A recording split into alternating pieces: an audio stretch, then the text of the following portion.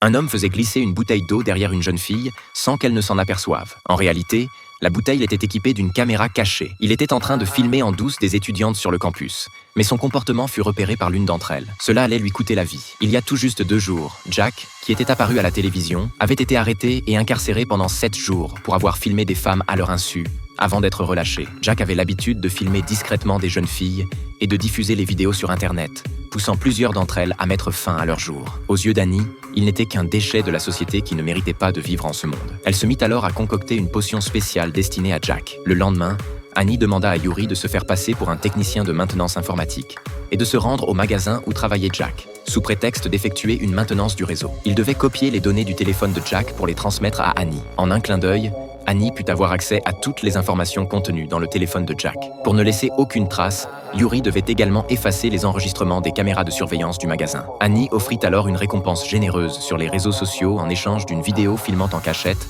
la reine de beauté de l'université. Comme prévu, Jack, attiré par la prime, se rendit à la cérémonie de remise des diplômes de l'université. Il avait hâte de commencer à filmer en douce.